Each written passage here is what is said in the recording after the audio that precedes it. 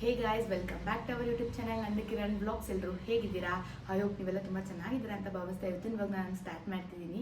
ನಾಮಕರಣದ್ದು reels ಎಲ್ಲ ತುಂಬ millions ಗಟ್ಟಲೆ ರೀಚ್ ಆಗಿದೆ. ಅದೆಲ್ಲದಕ್ಕೂ thank you so much. And ನನ್ನ ಸಬ್ಸ್ಕ್ರೈಬರ್ ಯಾರ್ಯಾರು ಇದ್ದೀರಾ, ನಾನು ಇನ್ಸ್ಟಾಗ್ರಾಮಲ್ಲೂ ಫಾಲೋ ಮಾಡ್ಕೊಳ್ಳಿ. ಆ್ಯಂಡ್ ಇನ್ಸ್ಟಾಗ್ರಾಮ್ ಅವ್ರು ಯಾರ್ಯಾರು ನನ್ನ ಬ್ಲಾಗ್ನ ನೋಡ್ತಿದ್ದೀರಾ, ದಯವಿಟ್ಟು ನಮ್ಮ ಚಾನಲ್ನ ಸಬ್ಸ್ಕ್ರೈಬ್ ಮಾಡ್ಕೊಳ್ಳಿ. ಆ್ಯಂಡ್ ಇಷ್ಟು ದಿನ ಫಸ್ಟ್ ಹೇಳ್ಬಿಡ್ತೀನಿ, ಇಷ್ಟು ದಿನ ಏನಾಗ್ತಿತ್ತು ಅಂತ ಅಂದರೆ, ನಾನು ಜಾಬ್ ಬಗ್ಗೆ ವ್ಲಾಗ್ಸ್ ಮಾಡ್ತಿದ್ದೆ. ಅದು ತುಂಬ ಚೆನ್ನಾಗಿ ರೀಚ್ ಆಗ್ತಿತ್ತು. ಬಟ್ ನಾನು ಇನ್ಮೇಲೆ ಜಾಬ್ದು ವ್ಲಾಗ್ ಜೊತೆಗೆ ಡೈಲಿ ಲೈಫ್ದು ವ್ಲಾಗ್ ಮಾಡೋಣ ಅಂತ ಅಂದ್ಕೊಂಡಿದ್ದೀನಿ. ಬಟ್ ಅದೆಲ್ಲದಕ್ಕೂ ನಿಮ್ಮ ಸಪೋರ್ಟ್ ಬೇಕು ಗೈಸ್. ನಿಮ್ಮ ಸಪೋರ್ಟ್ ಇಲ್ಲದೆ ಏನೂ ಅಚೀವ್ ಮಾಡೋಕ್ಕಾಗಲ್ಲ. ಸೊ ನಾನು ನನ್ನ ಡೈಲಿ ಲೈಫಲ್ಲಿ ಏನಾಗುತ್ತೆ, ಇಲ್ಲ ಡೈಲಿ ವ್ಲಾಗ್ಸ್ ಆಗಿರ್ಬೋದು, ಇಲ್ಲ ಪರ್ಸ್ನಲ್ ವ್ಲಾಗ್ಸ್ ಆಗಿರ್ಬೋದು, ಅದನ್ನೆಲ್ಲ ಇನ್ಮೇಲೆ ನಾನು ಶೇರ್ ಮಾಡ್ಕೊತೀನಿ. ಅದನ್ನೆಲ್ಲ ವ್ಲಾಗ್ ಮಾಡ್ತೀನಿ. ಸೊ ಅದೆಲ್ಲದಕ್ಕೂ ಚೆನ್ನಾಗಿ ರೀಚ್ ಮಾಡಿಸಿ ಬೆಳೆಸಿ ಅಂತ ಕೇಳ್ತೀನಿ. ಜಾಬ್ ರಿಲೇಟೆಡ್ ಮಾಡಿರೋದು ಯಾವುದೂ ಓಡಿಲ್ಲ ಅಂದರೆ ರೀಚ್ ಆಗಿಲ್ಲ ಆ ಥರ ಎಲ್ಲ ಏನಿಲ್ಲ. ತುಂಬ ಚೆನ್ನಾಗಿ ಸಪೋರ್ಟ್ ಮಾಡ್ಕೊಂಡು ಬಂದಿದ್ದೀರಾ, ಯಾಕಂದರೆ ಒಳ್ಳೆ ಕಂಟೆಂಟ್ ಕೊಟ್ಟಿದ್ದೆ ಅಂತ ಹೇಳಿ. ಅದೇ ಥರನೇ ಡೈಲಿ ವ್ಲಾಗ್ದು ಮಾಡ್ತೀನಿ. ಅದೆಲ್ಲದಕ್ಕೂ ಸಪೋರ್ಟ್ ಮಾಡಿ. ಆ್ಯಂಡ್ ನಾಮಕರಣ ವ್ಲಾಗ್ ಹಾಕಿದ್ದೆ 2 days ಬ್ಯಾಕು. ಮತ್ತು ಇವತ್ತು ಆ ವ್ಲಾಗು ಆ್ಯಂಡ್ ರೀಲ್ಸಲ್ಲೆಲ್ಲ ಕೇಳಿದ್ದೀರಾ ಆ್ಯಂಡ್ ಮೆಸೇಜ್ ಕೂಡ ಮಾಡಿದ್ದೀರಾ ಇನ್ಸ್ಟಾಗ್ರಾಮಲ್ಲಿ. ಏನಂತ ಅಂದರೆ, ಪಾಪದು ಔಟ್ಫಿಟ್ದು ಡೀಟೇಲ್ಸ್ ಕೊಡಿ ಅಂತ ಒಂದು 3-4 ಜನ ಮೆಸೇಜ್ ಮಾಡಿದ್ದಾರೆ. ಏನಂತ ಅಂದರೆ, ಅವರು ಮೈಸೂರವರೇ ಅಂತೆ. ಸೊ ನಾವು ಮೈಸೂರವರೇ, ನೀವೆಲ್ಲಿ ಪರ್ಚೇಸ್ ಮಾಡಿದ್ರಿ, ಇಲ್ಲ ಲಿಂಕ್ ಏನಾದರೂ ಕಳಿಸಿ ಆನ್ಲೈನ್ ಶಾಪ್ ಮಾಡಿದ್ರಿ ಅಂತ. ಸೊ ನಾನು ಅದಕ್ಕೆ ಎಲ್ಲರಿಗೂ ರಿಪ್ಲೈ ಮಾಡಿದೆ, ಇದನ್ನು ಶೇರ್ ಮಾಡಿಕೊಂಡ್ರೆ ನಿಮಗೂ ಯೂಸ್ ಆಗುತ್ತೆ, ನಿಮ್ಮ ಮನೇಲಿ ಏನಾದರೂ ಹೆಣ್ಮಗು ಇದ್ದರೆ ಅದಕ್ಕೂ ಸ್ಟಿಚ್ ಮಾಡ್ಸೋಕ್ಕೆಲ್ಲ ಯೂಸ್ ಆಗುತ್ತೆ ಅಂತ ಹೇಳಿ ಇವತ್ತು ಬಂದಿದ್ದೀನಿ. ಹೌದು, ನೀವು ಕೇಳಿದ ಥರ ನನ್ನ ಮಗಳಿಗೆ ನಾನು ನಾಮಕರಣ ಬಟ್ಟೆ ಎಲ್ಲಿ ಹೊಲಿಸಿದ್ದು ಅಂತ ಹೇಳ್ತೀನಿ. ಆ್ಯಕ್ಚುಲಿ ಫಸ್ಟ್ ಆಫ್ ಆಲ್ ನಾವು ಆರೆಂಜ್ ಕಲರ್ನ ಚೂಸ್ ಮಾಡ್ಕೊಂಡಿದ್ವಿ, ಯಾಕಂದರೆ ಎಲ್ಲ ಫಂಕ್ಷನ್ಗೂ ಒಂದೊಂದು ಕಲರ್ ಹಾಕ್ಕೊಂಡಿದ್ವಿ. ಈ ಸಲ ನಾಮಕರಣಕ್ಕೆ ಆರೆಂಜ್ ಕಲರ್ ಹಾಕೊಳ್ಳೋಣ ಅಂತ ಇಷ್ಟ ಆಯಿತು. ಸೊ ನಂದು ಫಸ್ಟು ಸ್ಯಾರಿ ತೋರಿಸ್ತೀನಿ. ನನ್ನ ಸ್ಯಾರಿ ತುಂಬಾ ಚೆನ್ನಾಗಿದೆ. ಅದು ಫುಲ್ ಪ್ಲೇನ್ ಆರೆಂಜ್ ಇದ್ದಿದ್ರೆ ಸ್ಯಾರಿ, ಮತ್ತು ಬಾರ್ಡರ್ ಬಂದು ಬ್ರೌನ್ ಕಲರ್ ಇದ್ದಿದ್ರೆ ಮೋಸ್ಟ್ಲಿ ಅಷ್ಟೊಂದು ಚೆನ್ನಾಗಿ ಕಾಣಿಸ್ತಿರ್ಲಿಲ್ವೇನೋ. ನನ್ನ ಸೀರೆಗೆ ಫುಲ್ ಕಂಪ್ಲೀಟ್ ಆರೆಂಜ್ ಕಲರ್ ಸ್ಯಾರಿಗೆ ಗೋಲ್ಡನ್ ಲೈನ್ಸ್ ಬಂದಿದೆ. ಫುಲ್ ಸ್ಯಾರಿ ಗೋಲ್ಡನ್ ಲೈನ್ಸ್ ಬಂದಿದೆ, ಅದಕ್ಕೇ ಅಷ್ಟೊಂದು ಚೆನ್ನಾಗಿ ಕಾಣಿಸ್ತಾ ಇತ್ತು. ಬನ್ನಿ ತೋರಿಸ್ತೀನಿ ಗೈಸ್. ಇದು ನನ್ನ ಸ್ಯಾರಿ ನೋಡಿ, ಆರೆಂಜ್ ಕಲರ್ ಸ್ಯಾರಿಗೆ ಗೋಲ್ಡನ್ ಕಲರ್ ಲೈನ್ಸ್ ಬಂದಿದೆ. ಸೊ ಅದಕ್ಕೆ ಇದು ಇಷ್ಟೊಂದು ಗ್ರ್ಯಾಂಡಾಗಿ ಕಾಣಿಸ್ತಾ ಇದ್ದಿದ್ದು. ಮತ್ತು ಇದು ಬಾರ್ಡರು ನೋಡಿ, ಬಾರ್ಡರ್ ಎಷ್ಟು ಚೆನ್ನಾಗಿದೆ. ಆ್ಯಂಡ್ ಇದು ಬಂದು ಸೆರ್ಗು.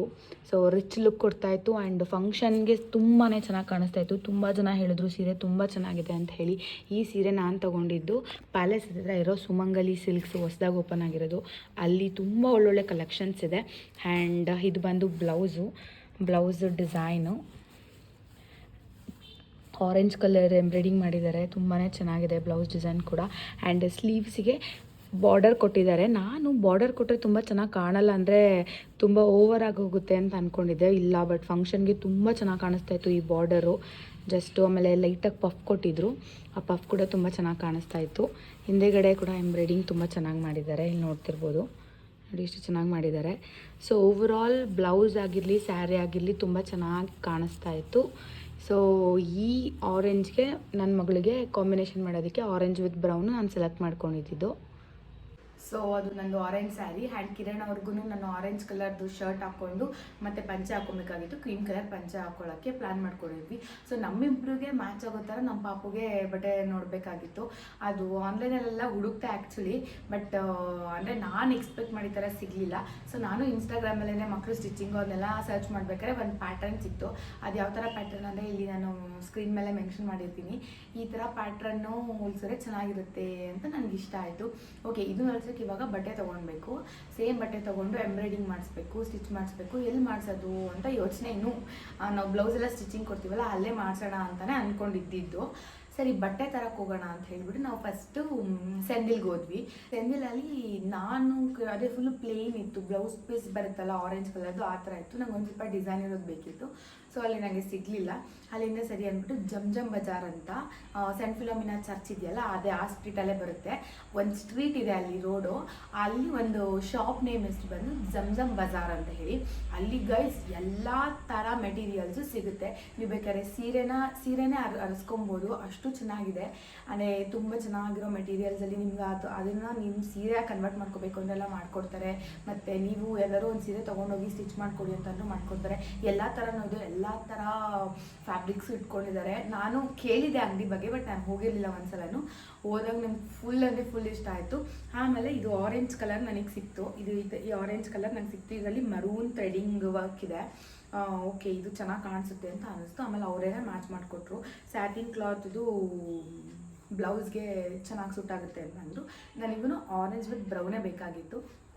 ಆಯಿತು ಅಂದ್ಬಿಟ್ಟಲ್ಲಿ ಬಟ್ಟೆ ಸೆಲೆಕ್ಟ್ ಮಾಡ್ಕೊಂಡ್ವಿ. ಅಂತ ತುಂಬ ಕಾಸ್ಟ್ಲಿ ಏನಿರಲಿಲ್ಲ. ನಾವು ಹೋಗಿದ್ದ ಟೈಮಲ್ಲಿ 20% ಡಿಸ್ಕೌಂಟ್ ಇತ್ತು. ಸೊ ಮೆಟೀರಿಯಲ್ ತೊಗೊಂಡ್ವಿ. ಇವಾಗ ಇದನ್ನು ಸ್ಟಿಚ್ ಮಾಡಿಸ್ಬೇಕು. ಇದು ಆ್ಯಕ್ಚುಲಿ ನಾವು ಫಸ್ಟ್ ಫ್ಲೋರ್ ಜಮ್ಜಮ್ ಬಜಾರ್ ಫಸ್ಟ್ ಫ್ಲೋರಲ್ಲಿ ಈ ಮೆಟೀರಿಯಲ್ ನಮಗೆ ಸಿಕ್ಕಿದ್ದು.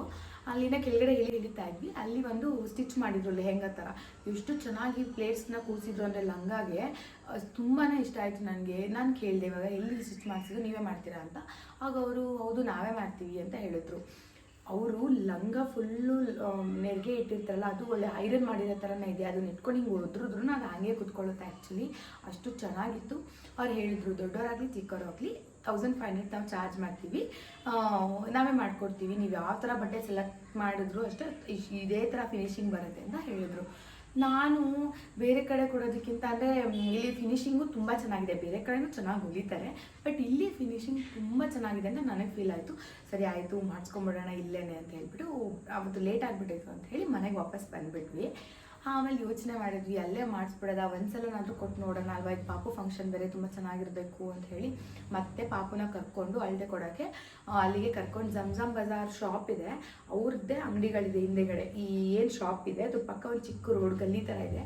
ಆ ಗಲ್ಲಿ ಒಳಗಡೆ ಹೋದರೆ ಇಲ್ಲಿ ಶಾಪ್ಸ್ಗಳು ಅಂದರೆ ಬೋಟಿಕ್ಸ್ ಥರ ಇಟ್ಕೊಂಡಿದ್ದಾರೆ, ಎಂಬ್ರಾಯ್ಡಿಂಗ್ ಮಾಡೋದು, ಬ್ಲೌಸ್ ಅಂಗಡಿ ಆ ಥರ ಎಲ್ಲ ಇಟ್ಕೊಂಡಿದ್ದಾರೆ. ಅಲ್ಲಿ ಒಂದು ಶಾಪು. ಆ ಶಾಪು ಹೋಗಿ ಪಾಪುದು ಅಳತೆ ಎಲ್ಲ ತಗೊಂಡಾದ್ಮೇಲೆ ಸರಿ ನಾನು ಯಾವ ಪ್ಯಾಟ್ರನ್ನು ಚೂಸ್ ಮಾಡಿದ್ದೆ ಅಂತ ಹೇಳಿದ್ರೆ ಈ ಥರ ಪ್ಯಾಟ್ರನ್ನು ಹಿಂದೆಗಡೆ ಜಿಪ್ ಬರಬೇಕು ಮತ್ತು ಈ ಥರ ಬಾಡಿ ಸ್ಲೀವ್ಲೆಸ್ದು ಬಾಡಿ ಬಂದು ಇಲ್ಲಿಂದ ಪ್ಲೇಟ್ಸು ಇರಬೇಕು ಅಂತ ಹೇಳಿದ್ದೆ.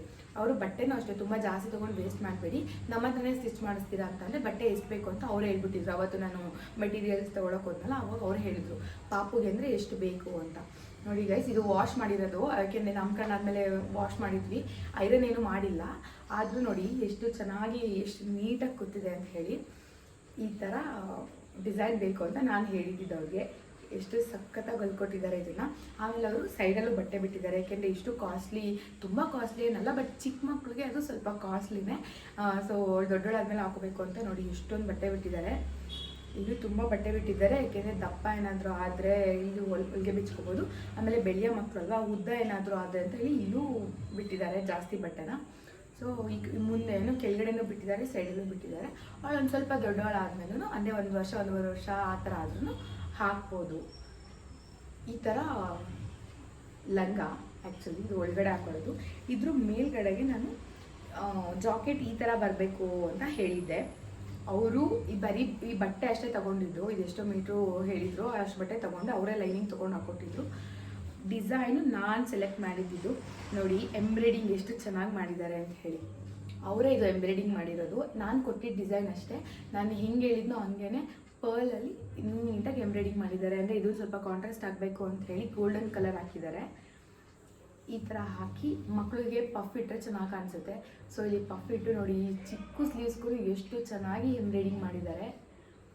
ಈ ಕಡೆ ಮತ್ತು ಈ ಕಡೆ ಮಧ್ಯದಲ್ಲಿ ಓಪನ್ ಇರಲಿ ಮತ್ತು ಕಟ್ಟೋ ಥರ ಇರಲಿ ಅಂತ ನಾನು ಹೇಳಿದ್ದೆ. ಸೊ ಮಧ್ಯದಲ್ಲಿ ಕಟ್ಟೋ ಥರ ಇಟ್ಟಿದ್ದಾರೆ ಗೈಸ್. ನೋಡಿ ಎಷ್ಟು ಚೆನ್ನಾಗಿದೆ. ದಿನ ಏನು ಮಾಡಿದೆ ಅಂತ ಹೇಳಿದ್ರೆ ಇದೆರಡನ್ನೂ ಹಾಕಿದ್ದೆ ಅವಳಿಗೆ, ಅವಳ ಮಧ್ಯೆ ಸ್ವಲ್ಪ ಅಳ್ತಿದ್ಲು. ಮತ್ತು ಬಟ್ಟೆ ತುಂಬ ರಫ್ ಇಲ್ಲ, ಯಾಕೆಂದರೆ ತುಂಬ ಸೆಕೆ ಆಗುತ್ತೆ ಸಿಕ್ಕಾಬಟ್ಟೆ, ಆ ಥರ ಎಲ್ಲ ಏನಿಲ್ಲ, ಆರಾಮಾಗಿದೆ. ಒಂದು ಸ್ವಲ್ಪ ಸೆಕೆ ಆಗುತ್ತೆ ಬಟ್ ಆರಾಮಾಗಿದೆ. ಇದೆರಡನ್ನೂ ಹಾಕಿದೆ. ಮಧ್ಯದೊಳಗೆ ನಿದ್ದೆ ಬಂದ್ಬಿಟ್ಟಿದೆ ಅಂದರೆ ತುಂಬ ಆಯ್ತಿದ್ದು, ಮೋಸ್ಟ್ಲಿ ಇದು ಇರಿಟೇಷನ್ ಆಗ್ತಿದೆ ಅಂತೇಳಿ ಜಾಕೆಟ್ ಮಾತ್ರ ಬಿಚ್ಚಿದೆ, ಈ ಸ್ಲೀವ್ಲೆಸ್ ಮಾತ್ರ ಇತ್ತು. ಸೊ ಹಿಂಗೆ ಬೇಕಾದರೂ ಹಾಕ್ಬೋದು, ಆ್ಯಂಡ್ ಇದನ್ನು ಹಾಕ್ಬಿಟ್ಟು ಇದ್ರ ಮೇಲೆ ಬೇಕಾದರೂ ಹಾಕ್ಬೋದು. ಪ್ಯಾಟರ್ನ್ ಮಾತ್ರ ತುಂಬ ಚೆನ್ನಾಗಿದೆ ಆ್ಯಂಡ್ ತುಂಬ ಜನ ಕೇಳಿದ್ರು ನಿಮ್ಮ ಮಗಳು ಔಟ್ಫಿಟ್ ತುಂಬಾ ಚೆನ್ನಾಗಿದೆ, ಎಷ್ಟು ಕ್ಯೂಟಾಗಿ ಹೊಲಿಸಿದ್ದೀರಾ, ಇಷ್ಟೊಂದು ಅಂದರೆ ಇಷ್ಟು ಎಲ್ಲ ಕಡೆನೂ ಹೊಲಿತಾರೆ, ಇಷ್ಟು ಗುಡ್ ಫಿನಿಶಿಂಗ್ ಇದೆ, ಎಲ್ಲಿ ಹೊಲಿಸಿದ್ದು ಅಂತ. ಸೊ ಗೈಸ್, ನಿಮಗೇನಾದರೂ ಈ ಥರ ಇಷ್ಟು ಕ್ಯೂಟಾಗಿ ಇಷ್ಟು ನೀಟಾಗಿ ಫಿನಿಶಿಂಗ್ ಬರಬೇಕು ಅಂತ ಹೇಳಿದ್ರೆ ಜಮ್ಜಮ್ ಬಜಾರ್ಗೆ ಹೋಗಿ, ಅಲ್ಲಿ ಮೆಟೀರಿಯಲ್ಸ್ ಇರುತ್ತೆ, ಅವ್ರ ಹತ್ರನೇ ಸ್ಟಿಚ್ ಕೂಡ ಮಾಡಿಸಿ. ತುಂಬ ಕಾಸ್ಟ್ಲಿ ಅಂತ ತೊಗೊಳ್ಳಲ್ಲ, ಮಕ್ಳಿಗೆ ಆರಾಮಾಗಿ ಹೊಲಿಸ್ಬೋದು. ಈಗ ಮದುವೆ, ಗೃಹಪ್ರವೇಶ ಆ ಥರ ದೊಡ್ಡ ದೊಡ್ಡ ಫಂಕ್ಷನ್ಸ್ಗಳಿಗೆ ಮಕ್ಳಿಗೆ ಹೊಲಿಸ್ಬೋದು. ತುಂಬ ಎಲ್ಲರಿಗೂ ಹೊಲಿತಾರೆ. ನಾನು 8 ಮಂತ್ಸಿಗೆ ಹೊಲಿಸಿದಲ್ವಾ, 8 ಮಂತ್ ಬೇಬಿಯಿಂದ ಹಿಡಿದು ಫುಲ್ ದೊಡ್ಡವ್ರವರೆಗೂ ಅವರು ನೀಟಾಗಿ ಸ್ಟಿಚ್ ಮಾಡಿಕೊಡ್ತಾರೆ. ಎಂಬ್ರಾಯ್ಡಿಂಗ್ ಬೇಕು ಅಂತ ಅಂದರೆ ಅವರೇ ನೋಡಿ ರೆಡಿಮೇಡ್ ಥರ ಎಂಬ್ರಾಯ್ಡಿಂಗ್ ಮಾಡಿಕೊಡ್ತಾರೆ. ತುಂಬಾ ಇಷ್ಟ ಆಯಿತು ನನಗೆ. ಸೊ ನಿಮಗೂ ಬೇಕು ಅಂತ ಅಂದರೆ ಸೆಂಟ್ ಫಿಲೋಮಿನಾಸ್ ಚರ್ಚ್ ಹತ್ರ ಒಂದು ಸ್ಟ್ರೀಟ್ ಇದೆ, ಅಲ್ಲೇ ಸೆಂಟ್ ಫಿಲೋಮಿನಾಸ್ ಚರ್ಚ್ ಹತ್ರ ಹೋಗ್ಬಿಟ್ಟು ಜಮ್ಜಮ್ ಬಜಾರ್ ಎಲ್ಲಿ ಬರುತ್ತೆ ಅಂತ ಹೇಳಿದ್ರೆ ಯಾರು ಬೇಕಾದರೂ ಹೇಳ್ತಾರೆ. ಅಲ್ಲೋಗಿ ನೀವು ನಿಮ್ಮ ಮಕ್ಕಳಿಗೆ ಡಿಸೈನ್ ಮಾಡಿಸಿ ಬಟ್ಟೆನ ಸೊ ಇದಾಗಿತ್ತು ನನ್ನ ಮಗಳದು ಔಟ್ಫಿಟ್. ಆ್ಯಂಡ್ ಯಾರೆಲ್ಲ ಗುಡ್ ಕಾಂಪ್ಲಿಮೆಂಟ್ಸ್ ಕೊಟ್ಟಿದ್ದೀರಾ ಔಟ್ಫಿಟ್ಗೆ ಅವ್ರಿಗೆಲ್ಲರಿಗೂ ಥ್ಯಾಂಕ್ ಯು ಸೋ ಮಚ್. ನನ್ನದೇ ಸೆಲೆಕ್ಷನ್ನು. ಇವಾಗ ನೆಕ್ಸ್ಟ್ ಬಂದು ಇನ್ನೊಂದು ಕ್ವಶನ್ ಕೇಳಿದ್ದೀರಾ, ಏನಂದರೆ ನಿಮ್ಮ ಮಗುದು ಎಷ್ಟು ಬಂದು ದಿಯಾನ್ವಿ ಅಂತ. ದಿಯಾನ್ವಿದು ಏನು ಮೀನಿಂಗು ನೇಮ್ದು ಅಂತ. ನಾವು ಯಾಕೆ ದಿಯಾನ್ವಿ ಅಂತ ಇಟ್ವಿ ಅಂತ ಹೇಳ್ತೀನಿ, ಕೇಳಿಸ್ಕೊಳ್ಳಿ. ಅದೊಂದು ದೊಡ್ಡ ಸ್ಟೋರಿ ಇದೆ. ಅವಳಿಗೆ ಇನ್ನೂ ಬರ್ತ್ ಸರ್ಟಿಫಿಕೇಟ್ ಬಂದಿಲ್ಲ ನಾವು. ಡಿ ಇಂದ ಬಂತು. ಸೊ ಡಿಯಿಂದ ಏನಂತ ಹೇಳೋದು ಅಂತ ಯೋಚನೆ ಮಾಡ್ತಾನೆ ಇದ್ವಿ.